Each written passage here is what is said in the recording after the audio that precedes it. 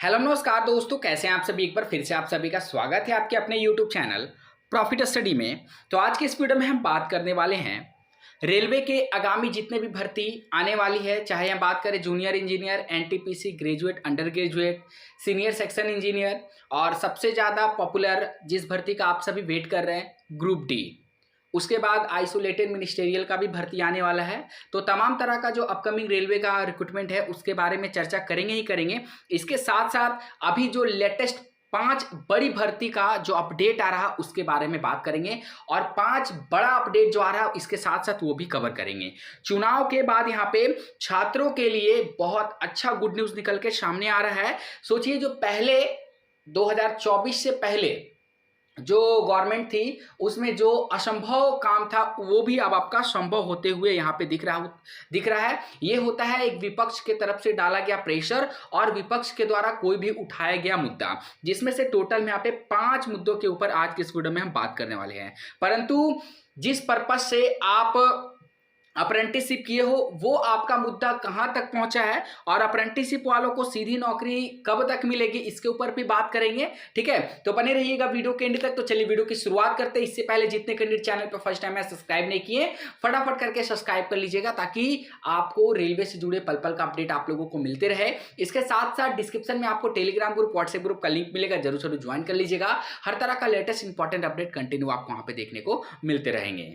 तो इन 5 मुद्दों में से सबसे ज्यादा यहाँ पे हाईलाइटेड जो मुद्दा यहाँ पे विपक्ष के द्वारा किया गया था वो था आपका अग्निवीर योजना। 4 साल की नौकरी, उसके बाद आपका रिटायरमेंट। सबसे ज्यादा जो पॉपुलैरिटी हुआ है, हाईलाइट हुआ है, अग्निवीर मुद्दा को किया गया है। और इसको लेकर यहाँ पे वर्तमान में जो एनडीए की गवर्नमेंट है, जो बीजेपी की गवर्नमेंट है, वो फाइनली एक्शन में आ गई है। वो समझ गई है कि अब मुझे अग्निवीर मुद्दा पे या तो इसे खत्म करना पड़ेगा, रद्द करना पड़ेगा, नहीं तो इसमें कुछ मॉडिफिकेशन करना पड़ेगा। हालांकि यहाँ पे जो कानून है अग्निवीर योजना में बड़े बदलाव की तैयारी हो चुकी है। अब यहाँ पे 17 और 18 जून को पीएम मोदी जी के सामने ये जो प्रेजेंटेशन है प्रस्तुत किया जाएगा और उम्मीद है कि इसमें बड़े बदलाव हो सकेंगे, जिसमें अभी तक ये अनुमानित है कि अब आपका जो 4 साल का योजना है उसे बढ़ाकर 7 साल किया जा सकता है। इसके साथ साथ पहले जो 25% जो रिटायर होते थे 75%, और जिसमें से 25% को ही परमानेंट करते थे, बल्कि अब उल्टा हो जाएगा, 75% को ये परमानेंट करेंगे और 25% को रिटायर करेंगे। ठीक है, इसके साथ साथ और भी अन्य बहुत सारी मुद्दों के ऊपर यहाँ पे बदलाव की खबर जो है आ रही है कि जो आपका ट्रेनिंग पीरियड है उसे भी बढ़ाया जाएगा। रिटायरमेंट के बाद जो यहाँ पे मिलता था पैकेज उसको भी यहाँ पे बढ़ाया जाएगा, सैलरी को भी बढ़ाया जाएगा। और इसके साथ साथ एक बड़ी अपडेट ये सुनने में आ रही है कि रेलवे में जो अग्निवीर को 15% का आरक्षण दिया जाता था, जिसमें से 10% आपका ग्रुप डी और 5% लेवल 2 में आरक्षण दिया जाता था, ये भी आरक्षण का कोटा को भी बढ़ाया जाएगा। मतलब सोच लीजिए, अग्निवीर को सब तरफ से सरकार जो है फैसिलिटी देने के लिए तैयार हो रही है। बस पीछे रह जा रहे हैं तो हमारे साथी एक्ट अप्रेंटिसशिप। ये पहला अपडेट था। अब बढ़ते हैं दूसरी अपडेट की ओर। दूसरा बड़ा अपडेट निकल के आ रहा कि चुनाव में मिले झटके के बाद मोदी सरकार को याद आया मध्य वर्ग। इसके बाद यहाँ पे एक बड़ा फैसला लिया गया कि 8वें पे कमीशन की तैयारी शुरू कर दी जाएगी, जिसमें जब एक्ट अप्रेंटिस वाले कैंडिडेट या फिर आईटीआई बेस पे जब आप ग्रुप डी ज्वाइन करोगे, एएलपी ज्वाइन करोगे, टेक्नीशियन ज्वाइन करोगे या फिर कोई भी गवर्नमेंट एग्जाम क्लियर करने के बाद आप नौकरी जो ज्वाइन करोगे, तो जो आपका सैलरी स्ट्रक्चर बनेगा, अभी सब जगह देखिएगा आपका लिखा रहता है 7 CPC पे मैट्रिक्स के तहत आपको यहाँ पे सैलरी मिलता है। अगर सपोज हम बात करें रेलवे ग्रुप डी का सैलरी का, तो जो नए छात्र यहाँ पे ज्वाइन करते हैं उनका बेसिक पे यहाँ पे 18,000 होता है। ठीक है, बेसिक पे 18,000 होता है, जो आपका 7 CPC के तहत होता है 18,000। परंतु जैसे ही आपका 8वें वेतन मतलब 8 CPC लागू हो जाएगा, तो ये जो आपका 18,000 है, ये 18,000 ना बनकर इसमें काफी ज्यादा बढ़ोतरी होगा, जिसमें टीए, डीए, एचआरए सभी चीज में आपका बढ़ोतरी होगा। जो 8वें पे कमीशन यहाँ पे तैयारी करने के लिए सरकार जो है नियम अपना शुरू कर चुकी है, जिसमें अगर बात करेंगे तो आपका 49 लाख के जो कर्मचारी हैं उनको यहाँ पे डायरेक्टली फायदा होगा और 68 लाख जो पेंशन के कर्म पेंशन जिनको मिलता है उनको भी यहाँ पे डायरेक्टली फायदा होगा। ठीक है, तो ये सरकार बहुत पहले कर सकती थी, जो असंभव वर्क था उनके लिए। अब यहाँ पे जैसे जैसे इलेक्शन का रिजल्ट सामने आया, जो सरकार का गठन हुआ, गठबंधन सरकार बनी, तब जाकर ये सभी मुद्दों के ऊपर विचार किया जा रहा। अगर गठबंधन सरकार नहीं बनती, अगर फिर से बीजेपी जो है पूर्ण बहुमत के साथ अगर सेंट्रल में बैठ जाती, तो ये 8वें पे कमीशन पे ना विचार होता और ना ही आपका अग्निवीर मुद्दा के ऊपर विचार होता। अब हम बढ़ते हैं अगली बड़ी अपडेट की ऊपर, जो फाइनली आज और अभी निकल कर आ रही है।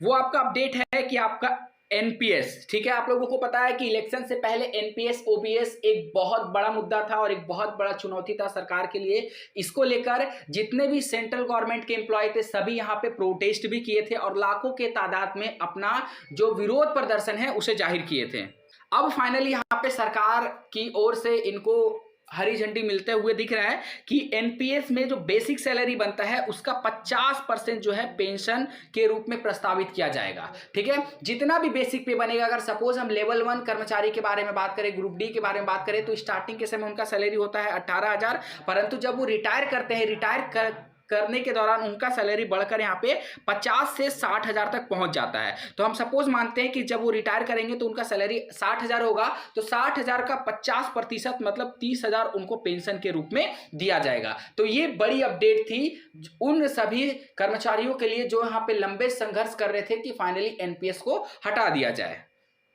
अगला और सबसे बड़ा अपडेट यह रहा कि पूरा बिहार सरकार की तरफ से कितनी अभी पोस्ट टोटल बिहार में वैकेंट है उसका पार्टिकुलर ऑफिशियली अपडेट आया है। और ये आप ये जानकर दंग रह जाएंगे कि लगभग 4,70,000 से भी ज्यादा पोस्ट जो है यहाँ पे खाली है और सरकार जल्द से जल्द इन पोस्ट को भरने के लिए जो नियम है, जो पॉलिसी है, उसे यहाँ पे जल्द से जल्द शुरू किया जाएगा और इसका जल्द से जल्द ऑर्डर जो है यहाँ पे बिहार सरकार की तरफ से पारित किया जाएगा। जैसा कि आप लोग देख रहे हो कि देखिए 13/6/2024 के डेट में ऑफिशियली अपडेट आया है। विषय में अगर बात करेंगे तो राज्याधीन सेवाओं संवर्गों में स्वीकृत बल, कार्यरत बल और रिक्ति की अधीनतम सूचना उपलब्ध कराने के संबंध में। ठीक है, जब स्क्रॉल करके आप नीचे बढ़ोगे तो ये जो पीडीएफ हम आपको टेलीग्राम में दे देंगे, तो जितने कैंडिडेट अभी तक टेलीग्राम को ज्वाइन नहीं किए हैं, डिस्क्रिप्शन में आपको टेलीग्राम का लिंक मिलेगा, नहीं तो आपको टेलीग्राम पे जाके सर्च करना है प्रॉफिट स्टडी ऑफिशियल और टेलीग्राम में जुड़ जाना है ताकि कोई भी लेटेस्ट और इंपॉर्टेंट अपडेट आप लोगों से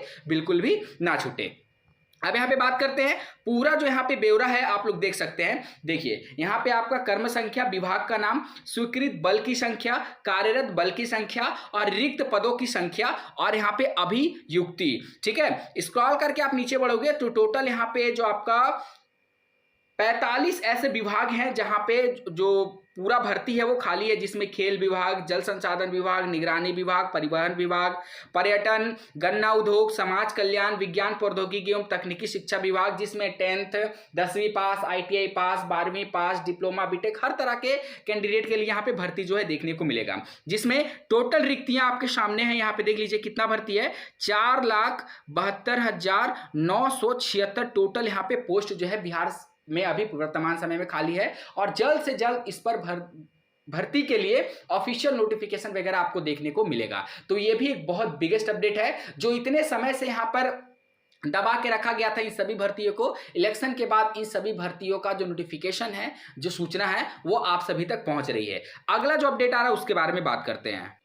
तो अगला अपडेट है हमारा रेलवे की नई भर्ती को लेकर। आप लोगों को पता है कि यहाँ पे मिनिस्ट्री ऑफ रेलवे के अकॉर्डिंग यहाँ पे बताया गया था, ऑफिशियली कैलेंडर, ऑफिशियली सर्कुलेट भी जारी किया गया था। और जैसा कि आप लोगों को पता है कि जो पहले हमारे रेलवे मंत्री थे अश्विनी वैष्णव जी, फिर से मोदी जी के मंत्रिमंडल से फिर से उन्हीं को रेलवे मंत्री का पोस्ट जो है दे दिया गया है, ताकि जो पहले से काम जो चल रहा था उनको और तेजी लाए और यहाँ पे जो भर्ती है प्रोसेस में है उनका जल्द से जल्द यहाँ पे क्लियरिफिकेशन करके ऑफिशियल नोटिफिकेशन जारी किया जाए।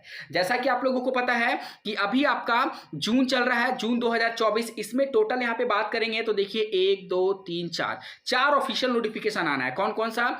NTPC ग्रेजुएट लेवल पे जिसमें लेवल 4, 5, 6 का पोस्ट आता है। एनटीपीसी अंडर ग्रेजुएट लेवल जिसमें लेवल 2, 3 का पोस्ट आता है, जिसमें 12वीं पास वाले फॉर्म अप्लाई कर सकते हैं। उसके बाद जूनियर इंजीनियर सीएमएस और सीएमए भर्ती आएगा। और चौथा आपका पैरामेडिकल कैटेगरी का, मतलब 4 ऐसा बड़ा भर्ती रेलवे का देखने को मिलेगा जून 2024 में, according to ministry of railway का ऑफिशियली कैलेंडर के अकॉर्डिंग। ठीक है, सोचिए यहां पे अग्निवीर जैसे मुद्दे को सरकार ने यहां पे सुनवाई के लिए मान गए। एनपीएस जैसा बड़ा मुद्दा को भी यहां पे सरकार उसका भी समाधान कर दिए। इसके साथ साथ आपका जो एक पे कमीशन था उसका भी समाधान हो गया। परंतु सबसे बड़ा फैक्टर यहां पे आता है कि रेलवे अप्रेंटिस का समाधान कब तक होगा। ठीक है, आप लोगों को पता है कि 2015 से जीएम पावर छीन लिया गया, अब आपका सीधी भर्ती नहीं होता है। 2015 से पहले सीधी भर्ती होती थी, जो छात्र जहां से अप्रेंटिसशिप करते थे उनको वहां पे लेवल 1 ग्रुप डी के तहत अस्थायी नौकरी दे दी जाती थी। परंतु जब से यहाँ पे गवर्नमेंट चेंज हुआ, बीजेपी की सरकार आई, तब से ये जो पूरा नियम कायदा कानून है में पूरा उलटफेर हो गया। वो बोलते हैं कि बैकडोर एंट्री है और बैकडोर एंट्री जो है हम नहीं होने देंगे, जिसके कारण ये जो पॉलिसी है उसे रद्द करके एक नया पॉलिसी का निर्माण किया गया, जिसमें आपको 20% का कोटा मिलता है ग्रुप डी में, लेवल 1 में। ठीक है, आप चाहे जितना भी भर्ती आए, अगर 2019 में बात करेंगे तो 1 लाख भर्ती आया था, तो यहाँ पे राउंड ऑफ करके 20,000 जो सीटें हैं वो एक्ट अप्रेंटिस वाले कैंडिडेट को दिया गया था। वो भी सीट फुलफिल नहीं हो पाई क्योंकि उस टाइम तक उतने कैंडिडेट एलिजिबल नहीं थे, क्योंकि इसमें क्राइटेरिया लगा दिया गया था कि 12 अप्रैल 2019 तक जितने कैंडिडेट यहाँ पे जिनका अप्रेंटिसशिप का एग्जाम हो गया, सिर्फ वही लोग फॉर्म भर सकते हैं। ठीक है, अब क्या हो रहा कि जब अग्निवीर जैसा मुद्दा हाईलाइट हो गया तो जाहिर सी बात है कि एक्ट अप्रेंटिस वाला का कोई ना कोई समाधान होना चाहिए। चाहे देखिए एक्ट अप्रेंटिस वाले जो है सरकार के सामने 3 अपना जो फैसला है वो रख सकते हैं, 3 अपनी मांग जो है रख सकते हैं, जिसमें से सबसे पहला मुद्दा है कि आपका जीएम पावर का। सबसे पहला मुद्दा हमारे सामने निकल कर आ रहा है कि भैया हमें जीएम पावर दे दीजिए, जो हमारा पहले से अधिकार था। ठीक है, दूसरा हमारा मांग ये हो सकता है कि 1 टाइम सेटलमेंट कर देने का, मतलब OTS, 1 टाइम सेटलमेंट। और तीसरी हमारी मांग हो सकती है कि जो 20% का कोटा अभी हम लेवल 1 में दिया जा रहा, इसको रद्द करके लेवल 1 में कम से कम यहां पे 50% कोटा किया जाए। इसके साथ साथ जो टेक्निकल पोस्ट है, ठीक है, जिस जैसे ALP का हो गया, टेक्नीशियन का हो गया, ये सब में कम से कम हमें 20% का आरक्षण दिया जाए। तो जो भी हमारे एसोसिएशन लीडर जो जीएम पावर के रिगार्डिंग या फिर आपका एक्ट अप्रेंटिस वालों के लिए कार्य कर रहे हैं, वो ये 3 मांगे अपनी सरकार के समक्ष रख सकते हैं। अगर वो 1 टाइम सेटलमेंट रखेंगे, OTS रखेंगे, तो उसमें जो अप्रेंटिसशिप कर चुके हैं सभी का भला हो जाएगा। अगर वो जीएम पावर की मांग रखेंगे तो उनमें भी मोस्ट ऑफ द कैंडिडेट को यहाँ पे लेवल 1 में समायोजित कर लिया जाएगा, क्योंकि लेवल 1 में 2 लाख से ज्यादा पोस्ट अभी यहाँ पे खाली है और एक्ट अप्रेंटिस का संख्या जो है 70 से 80 हजार है। और लगातार जो है रेलवे एक साल में 45 से 50 हजार भर्ती जो है निकालता है। सोच लीजिए, एक साल में 45 से 50 हजार भर्ती निकालता है और यहाँ पे प्रत्येक वर्ष ग्रुप डी का भर्ती भी नहीं आ पाता है। तो इतने सारे छात्र अप्रेंटिस करके करेंगे क्या?